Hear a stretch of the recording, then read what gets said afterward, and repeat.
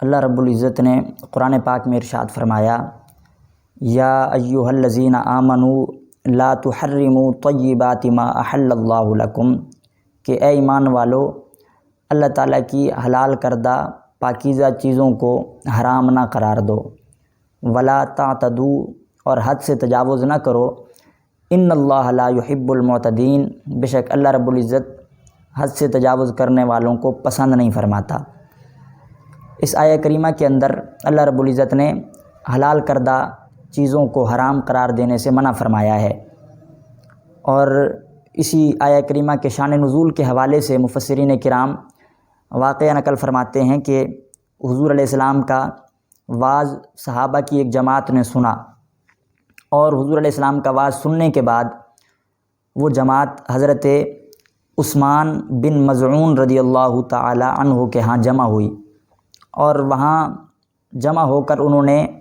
دنیا کو ترک کرنے پر عہد کیا۔ انہوں نے آپس میں عہد کیا کہ ہم دنیا کو ترک کر دیں گے،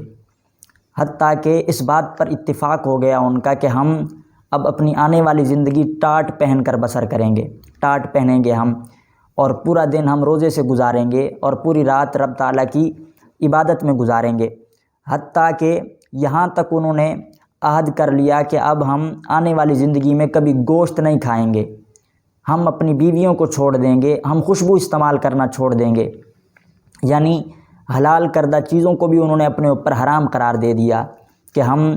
گوشت نہیں کھائیں گے، ہم اپنی بیویوں کو چھوڑ دیں گے، ہم خوشبو استعمال کرنا چھوڑ دیں گے۔ تو جب انہوں نے حلال کردہ چیزوں کو اپنے اوپر حرام قرار دے دیا تو اللہ رب العزت نے آیہ کریمہ نازل فرمائی، یا ایھا الذین آمنوا لا تحرموا طیبات ما احل اللہ لکم، کہ اے ایمان والو اللہ تعالیٰ کی حلال کردہ پاکیزہ چیزوں کو حرام قرار نہ دو، ولا تعتدوا، اور حد سے تجاوز نہ کرو، ان اللہ لا يحب المعتدین، بے شک اللہ حد سے تجاوز کرنے والوں کو پسند نہیں فرماتا۔ لہٰذا جن چیزوں کو اللہ تعالیٰ نے حلال قرار دیا ہے ان کو حرام قرار دینے کا حق اللہ نے کسی کو نہیں دیا۔ جب اللہ حلال کرنے والا ہے تو پھر کوئی اور اس کی حلال کردہ چیزوں کو حرام کیسے قرار دے سکتا ہے؟ اس کے حوالے سے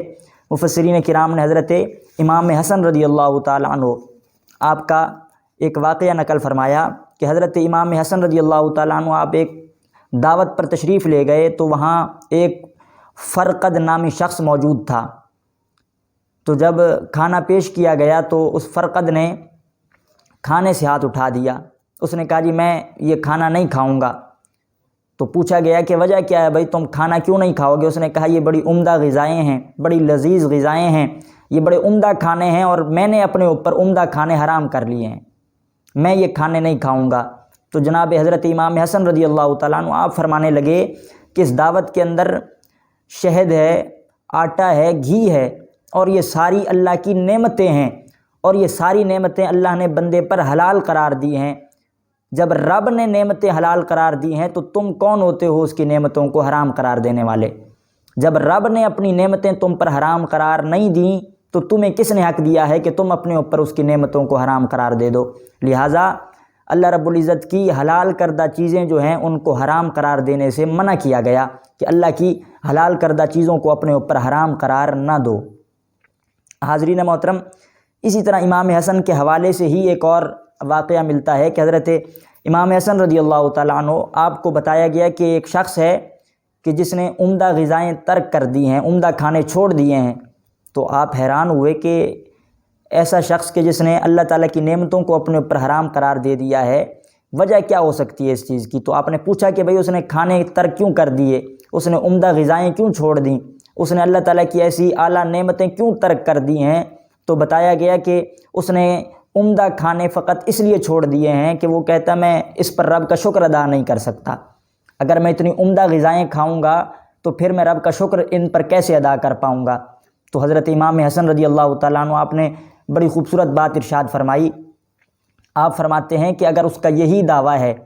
کہ اگر میں عمدہ غذائیں کھاؤں گا تو اس پر رب کا شکر کیسے ادا کروں گا، تو آپ نے فرمایا بتاؤ وہ پانی پیتا ہے کہ نہیں پیتا؟ تو لوگوں نے کہا حضرت بالکل پانی تو پیتا ہے۔ آپ نے فرمایا پانی اللہ کی ایسی نعمت ہے کہ بندہ اس پر رب کا شکریہ ادا کرنا چاہے تو اس نعمت کا بھی شکر ادا کرنا ممکن نہیں ہے۔ اس نعمت کا بھی بندہ حق ادا کرنا چاہے تو ادا نہیں کر سکتا۔ تو جب بندہ پانی جیسی نعمت کا حق ادا نہیں کر سکتا تو بقیہ نعمتوں کا حق ادا تو بندہ کر ہی نہیں سکتا۔ لیکن اللہ نے بندے پر نعمتیں اگر حلال قرار دی ہیں، بندے کو نعمتیں عطا فرمائی ہیں، تو رب کائنات کے عطا کرنے کا مقصد یہ ہے کہ بندہ ان نعمتوں سے نفع اٹھائے۔ ہاں، جتنی بندے کو استطاعت دی گئی ہے، جتنی طاقت دی ہے، اس طاقت کے مطابق رب کا شکر ادا کرے، کیونکہ اللہ رب العزت نے فرمایا لا یکلف اللہ نفسا الا وسعها، ہر نفس کو اس کی وسعت اور اس کی استطاعت کے مطابق ہی مکلف کیا گیا ہے، لہٰذا کسی نفس پر بھی اس کی طاقت سے زیادہ اللہ رب العزت نے بوجھ نہیں ڈالا، لہٰذا بندے کو چاہیے کہ اس کی نعمتیں استعمال کرے، ہاں جتنی استطاعت ہے اس کے مطابق رب کا شکر بھی ادا کرتا رہے۔ لیکن یہ بات نہیں ہے کہ اگر بندہ کہے جی میں کما حق ہوں شکر ادا نہیں کر سکتا تو میں نعمتوں کو اپنے اوپر حرام قرار دے دوں۔ اللہ تعالیٰ کی نعمتیں جو حلال ہیں، پاکیزہ ہیں، ان کو اپنے اوپر حرام قرار دینا اس کی بالکل اجازت نہیں، اور اللہ رب العزت نے بالکل یہی ارشاد فرما دیا کہ لا تحرموا طیبات ما احل اللہ لکم، کہ اللہ کی حلال کردہ چیزوں کو اپنے اوپر حرام قرار نہ دو، کیونکہ اس کے اندر اپنے آپ پر، اپنے نفس پر ایک تکلیف ہے کہ بندہ اللہ تعالیٰ کی حلال کردہ چیزوں سے دور ہو رہا ہے فقط اس وجہ سے کہ میں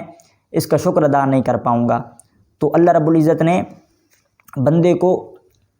اس کی وسعت کے مطابق ہی مکلف بنایا ہے، لہٰذا اپنے اوپر اس قدر شدت اور اپنے اوپر اس قدر جو ہے سختی کرنا یہ بھی مناسب نہیں ہے۔ میں آپ کے سامنے چند احادیث بیان کرتا ہوں جن میں حضور علیہ السلام نے عبادت کے حوالے سے بھی اپنے اوپر سختی کرنے سے منع فرمایا۔ بقیہ معاملات تو بقیہ معاملات رہے، حضور علیہ السلام نے عبادت کے معاملے میں بھی اپنے اوپر سختی کرنے سے منع کیا ہے۔ روایت میں آتا ہے کہ حضرت انس رضی اللہ تعالیٰ عنہ آپ راویاں فرماتے ہیں کہ حضور علیہ السلام مسجد میں تشریف لائے۔ حضور علیہ السلام جب مسجد میں تشریف لائے تو آپ نے دیکھا کہ مسجد کے ستونوں کے درمیان ایک رسی بندھی ہوئی ہے، دو ستون ہیں اور ان کے درمیان ایک رسی بندھی ہوئی ہے۔ تو حضور علیہ السلام نے پوچھا کہ اے صحابہ یہ رسی کس چیز کی ہے، کس لیے یہ رسی باندھی گئی؟ تو صحابہ کرام عرض کرتے ہیں یا رسول اللہ کہ حضرت زینب رضی اللہ تعالی عنہ وہ عبادت کرتی ہیں اور بڑی کثرت سے عبادت کرتی ہیں، تو انہوں نے یہ رسی باندھی ہے، کیونکہ جب وہ عبادت کرتے کرتے تھک جاتی ہیں، جب ان پر عبادت کرتے کرتے سستی طاری ہوتی ہے تو اس رسی کا سہارا لے کر وہ کھڑی رہتی ہیں، لیکن عبادت کو ترک نہیں کرتی، وہ نوافل پڑھتی رہتی ہیں، تو تھک جائیں تو رسی کا سہارا لے لیتی ہیں مگر نوافل کو نہیں چھوڑتی۔ تو اس وقت حضور علیہ السلام نے فرمایا کہ اے صحابہ یہ رسی کھول دو۔ حضور نے رسی کھلوائی اور فرمایا اے صحابہ تم میں سے جو شخص بھی عبادت کرتے کرتے تھک جائے، تم میں سے جو شخص بھی نوافل پڑھتے پڑھتے تھک جائے یا اس پر سستی طاری ہو جائے تو اسے چاہیے کہ وہ عبادت کو چھوڑ کر آرام کر لے، وہ عبادت کو چھوڑ کر بیٹھ جائے، جب تک تمہارے بدن میں تھکن اور سستی نہ محسوس ہو تب تک تم عبادت کرتے رہو، اس سے زیادہ اپنے اوپر سختی نہ کرو۔ تو حضور علیہ السلام نے عبادت کے معاملے میں بھی سختی کرنے سے اپنے اوپر منع فرمایا ہے۔ ہاں جتنی آسانی ہو بندہ اس قدر رب تعالیٰ کی عبادت کرے۔ اسی طرح ایک اور روایت میں آتا ہے حضرت عبداللہ بن عمر بن عاص رضی اللہ تعالیٰ عنہ آپ فرماتے ہیں کہ میں ہمیشہ جو ہے روزے سے رہا کرتا تھا اور پوری رات قرآن پاک کی تلاوت میں گزار دیتا، تو حضور علیہ السلام کو خبر ہوئی، تو حضور علیہ السلام نے مجھے بلایا۔ حضور علیہ السلام نے پوچھا کہ اے عبداللہ بن عمر بن عاص ہم نے سنا ہے کہ آپ پوری رات جو ہے وہ قرآن پاک پڑھتے گزار دیتے ہیں، پورا دن روزے کی حالت میں گزار دیتے ہیں۔ تو میں نے عرض کیا رسول اللہ بالکل ایسا ہی ہے، میں پورا دن روزے کی حالت سے گزارتا ہوں، پوری رات قرآن پڑھتے گزارتا ہوں، لیکن میرا اس سے مقصد فقط خیر ہے، میں فقط اللہ تعالیٰ کی رضا کی خاطر عبادت کرتا ہوں، میرا اور کوئی مقصد نہیں۔ تو حضور علیہ السلام نے ارشاد فرمایا کہ آپ ایسا کریں مہینے میں 3 روزے رکھا کریں۔ حضور علیہ السلام نے فرمایا کہ مہینے میں فقط 3 روزے رکھا کریں۔ تو آپ عرض کرتے ہیں رسول اللہ میں اس سے افضل کی طاقت رکھتا ہوں، یعنی میرے اندر اتنی طاقت، اتنی استطاعت موجود ہے کہ میں اس سے زیادہ روزے بھی رکھ سکتا ہوں۔ تو حضور علیہ السلام نے فرمایا کہ آپ 3 روزے رکھا کریں۔ عرض کرتے ہیں رسول اللہ میں اس سے زیادہ کی طاقت رکھتا ہوں۔ تو حضور علیہ السلام نے فرمایا کہ 3 روزے رکھو، کیونکہ تم پر تمہاری بیوی کا بھی حق ہے، تم پر تمہارے مہمانوں کا بھی حق ہے، اور تم پر تمہارے اپنے جسم کا بھی حق ہے، لہٰذا اپنے اوپر اتنی سختی نہ کرو عبادت کے معاملے میں۔ تو پھر حضور علیہ السلام فرماتے ہیں ہاں اگر آپ روزے رکھنے پر زیادہ ہی حریص ہیں اور آپ روزے رکھنے کے زیادہ خواہش مند ہیں تو پھر آپ حضرت داؤد علیہ السلام کے طریقے پر روزے رکھیں۔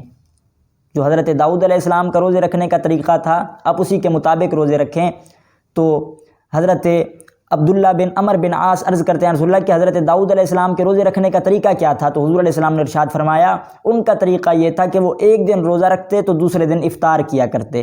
ایک دن روزہ رکھتے تو اگلے دن افطار کیا کرتے، یعنی ایک دن چھوڑ کر جو ہے وہ روزہ رکھا کرتے تھے۔ اور پھر حضور علیہ السلام نے عبادت کے معاملے کے بعد ان کی تلاوت قرآن کا معاملہ، حضور نے فرمایا کہ آپ قرآن کی تلاوت جو ہے وہ اس طریقے پر کریں کہ مہینے میں ایک ختم قرآن کریں۔ حضور نے مہینے میں ایک ختم قرآن کا انہیں حکم فرمایا۔ تو عرض کرتے ہیں رسول اللہ میں اس سے افضل کی طاقت رکھتا ہوں۔ تو حضور علیہ السلام نے فرمایا پھر آپ 20 دن میں ختم قرآن کیا کریں۔ وہ عرض کرتے ہیں رسول اللہ میں اس سے زیادہ کی طاقت، اس سے افضل کی طاقت رکھتا ہوں۔ تو حضور علیہ السلام ارشاد فرماتے ہیں پھر 10 دنوں میں ختم قرآن کر لیا کریں۔ وہ عرض کرتے ہیں رسول اللہ میں اس سے افضل کی طاقت رکھتا ہوں۔ تو حضور علیہ السلام ارشاد فرماتے ہیں کہ پھر 7 دنوں میں ختم قرآن کرو، اس سے زیادہ اپنے اوپر مشقت نہ ڈالو، کیونکہ تم پر تمہاری بیوی کا بھی حق ہے، تمہارے مہمانوں کا بھی حق ہے، اور تم پر تمہارے اپنے جسم کا بھی حق ہے۔ تو آپ غور فرمائیں کہ حضور علیہ السلام نے عبادت کے معاملے میں بھی اپنے آپ پر سختی کرنے سے منع فرمایا ہے۔ تو جب اس قدر حضور علیہ السلام منع فرما رہے ہیں تو کیسے کسی کو اجازت ہو سکتی ہے کہ وہ اپنے اوپر اللہ تعالیٰ کے حلال کردہ چیزوں کو، حلال کردہ نعمتوں کو حرام قرار دے؟ لہٰذا کسی شخص کو بھی یہ اجازت نہیں ہے کہ وہ اللہ تعالیٰ کی حلال کردہ چیزوں کو اپنے اوپر حرام قرار دے۔ میں آخری روایت آپ کے سامنے عرض کرتا ہوں جس میں حضور علیہ السلام نے عبادت اس وقت تک کرنے کا حکم دیا کہ جب تک آسانی ہو سکے، اپنے اوپر سختی نہ کی جائے عبادت کے معاملے میں۔ حضرت ام المؤمنین جناب سیدہ طیبہ جناب سیدہ عائشہ صدیقہ رضی اللہ تعالی عنہ آپ فرماتی ہیں کہ میں حضور علیہ السلام کے ساتھ موجود تھیں، تو جب میں حضور علیہ السلام کے ساتھ موجود تھی تو اس وقت جناب حضرت حولہ بنت طویت رضی اللہ تعالی عنہ، یہ صحابیہ ہیں، ان کا گزر ہوا۔ تو جب ان کا گزر ہوا تو میں نے حضور علیہ السلام سے عرض کیا کہ یا رسول اللہ صلی اللہ علیہ وسلم کہ یہ جناب حولہ بنت طویت ہیں اور ان کے بارے میں کہا جاتا ہے کہ یہ پوری رات رب کی عبادت کرتی ہیں، یہ رات بھر سوتی نہیں ہیں، یہ پوری رات جو ہے رب کی عبادت میں گزار دیتی ہیں۔ تو اس وقت حضور علیہ السلام نے ارشاد فرمایا کہ حولہ بنت طویت تم اتنا عمل کیا کرو جتنا آسانی سے کر سکو۔ حضور صحابیہ سے فرماتے ہیں